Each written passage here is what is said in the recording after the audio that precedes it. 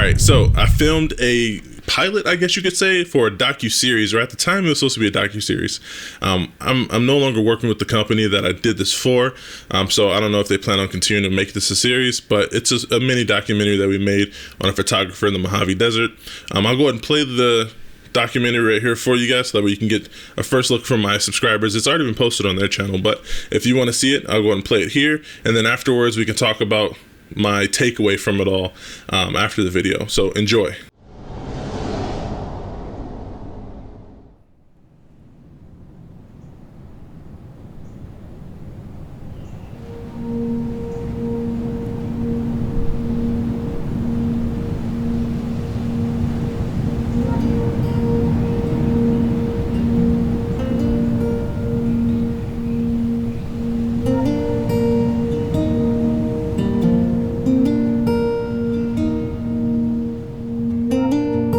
Hi, I'm Rui Israel. In this edition of Journeys in Photography, we're going to meet Ted Rigoni. Ted is a landscape art photographer from Tustin, California, but Ted's journey in photography was interrupted by the devastating COVID-19 pandemic. Ted spent 2 years here in the desert, exploring, shooting, and developing his portfolio. His work isn't about the people that graze their cattle here, or the miners who came searching for gold and silver in this vast, unforgiving desert. Instead, Ted's work is about what they left behind, the metal.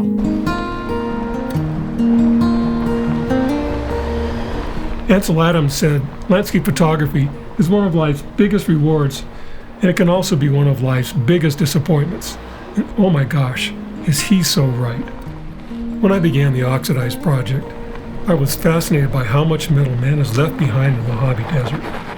I started out by looking for abandoned metal in the various mining camps, and then I realized that once I found these metals, that I was going to do close-ups of them and collect images of the discarded cans and the rusting bolts and the metal laying all around. Once upon a time, all this held it together.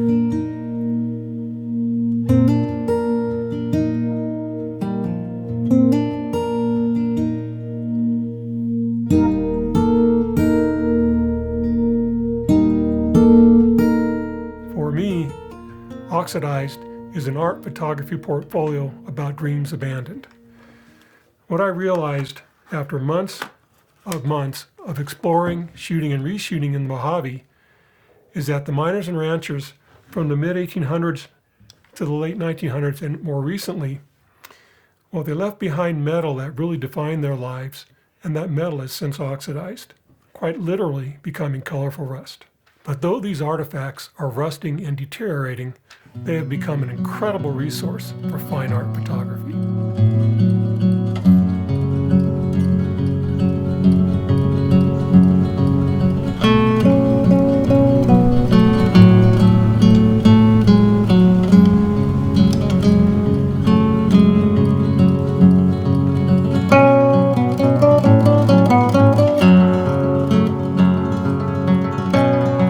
I'm out here in the Mojave Desert, and I'm here at this old abandoned, looks like it's an old Ford vehicle, probably older than I am, and I'm doing imaging for really stack focus, and what we're looking at is some rust here on this old abandoned vehicle, and this is in line with the exhibition I recently had that had to do with oxidized metal, which is really taking a different look at metals that have been abandoned and discarded in the Mojave Desert.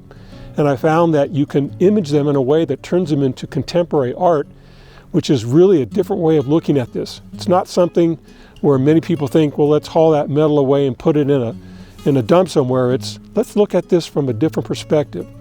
And let's think about how these metals at one point were doing their duty for hauling ore bodies around or for helping a rancher. And in this case, they're now doing duties for me, helping me create some contemporary art. So what I'm doing here specifically is I'm looking through my camera lens and I'm doing some macro photography, and I'll be doing stack focus, which means I'll be focusing on several different points here on this particular part of this vehicle. And then once I get my images together, I'll take them back in the lab, and then I'll take a look at how I'm going to put them together in post-production, and then how I'm going to add some color and really pump up the contrast in the image. And as I'm doing this, I find that I have to really take a number of different shots of the same item, because it's hard to walk up to a piece of abandoned metal and immediately take one series of pictures or even a single picture and get it just the exact way you want it the first time. That's a rare thing for any artist. For me, I'm almost listening to what the metal says to me as I'm putting it together. And I find that as I'm getting into my images, I get more and more, and oftentimes even get closer and closer until I get to that spot where now I've captured it. I've captured the essence of what it means to me and what it speaks to me. In my particular workflow, I shoot manual, and as well, when I do my actual stack focus, I do that in a manual way. I know you can do it internal to the camera, and it'll actually do those stack focusing for you, but I like to be in control of that. So once I start an iteration of images, all I really have to do is do this minor change. I have this on a 3-second delay, which takes care of any shaking the camera, and I've been doing this for years. So I found I don't use a remote, and as long as it's not windy and the camera's very stable, and I've got a really good stable tripod here, I find I can go through my iteration and my workflow and come up with a pretty good usable set of images pretty much every single time.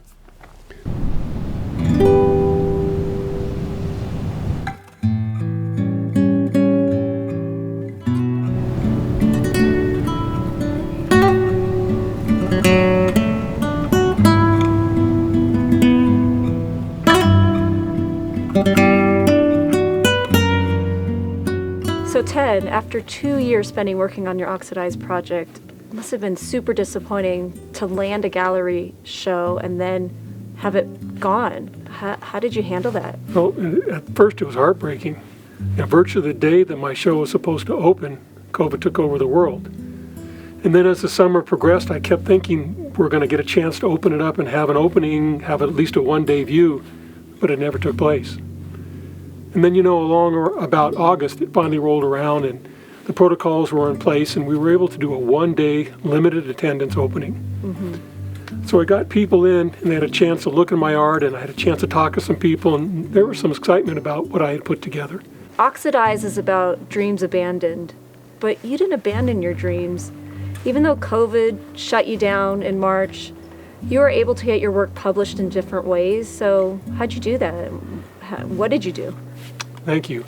I submitted my work to Dot-Ho magazine, and when you submit your work to a reviewer, you wait days and days, and you think that, I'm going to get that email notifying me any day that it's in, and when I did, I was very, very excited and very surprised. And it took a lot of pride in knowing that my work was now available online, and I was going to be able to have an online credit for some of my work.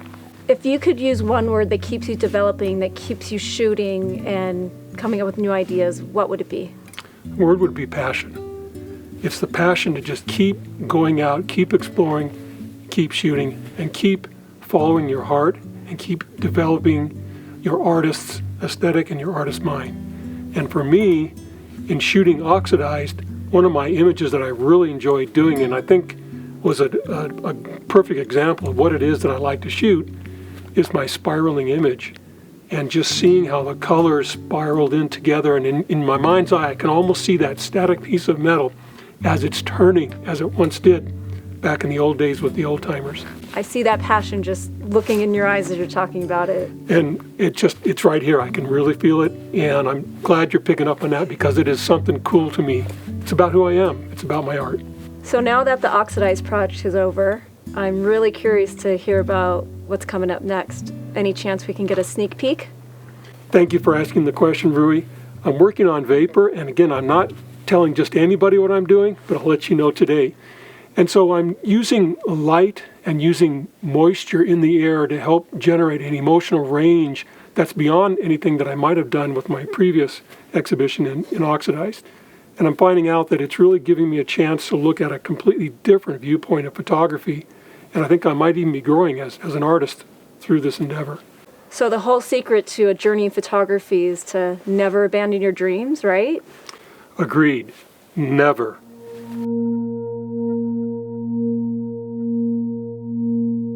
Ted Rigoni is an exciting, passionate new artist, and I'm sure we're going to see his work as his journey continues. A journey that was interrupted, but never abandoned.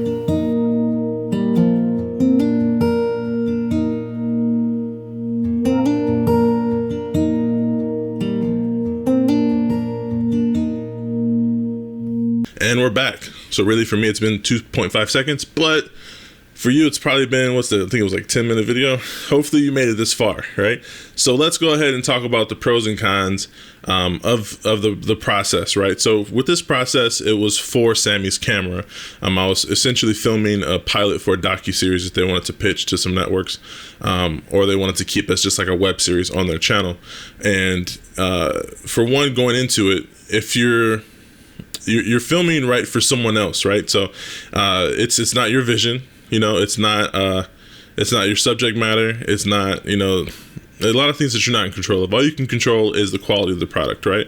So making sure that, you know, everything's sharp and focused, that you're able to tell a story visually, and you capture all the key important moments, and you stitch it together as an editor as well. You stitch it together in a way that's cohesive with nice sound design, music, and it all feels like one cohesive project, which I think I achieved in this project. For this project, I actually used my FX9 to film I'd say 90% of it. Anything that you see with a person's face is probably filmed on either, most likely on FX9. Then also we used an A7S III, and then for the 3-cam setup at the end, we actually used an A7R Mark IV.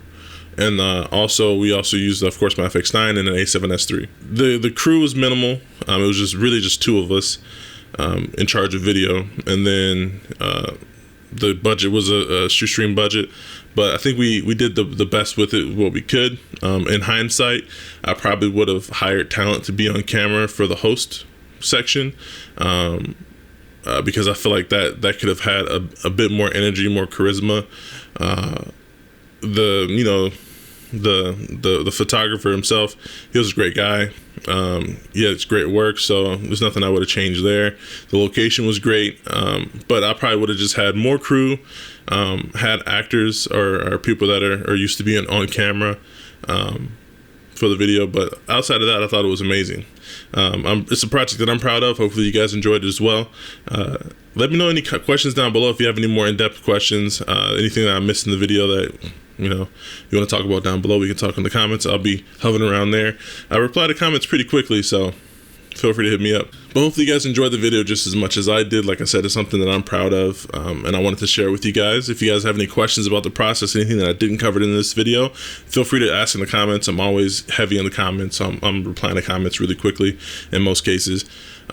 But if you guys have made it this far into the video, I don't know why you wouldn't be subscribed, but definitely do that. Let me know that you were here. You know what I mean? Let me know that real people watch these videos. Sometimes it's hard to tell. So hit the like button, leave a comment, something. But it's been a pleasure as usual, guys. Thank you for watching. Until next time, stay fresh. Peace. Ready? We made it to the first stop, guys. Day 3. Way too early to be up, but we're up. Crack of dawn. Whatever we got to do to get the shot.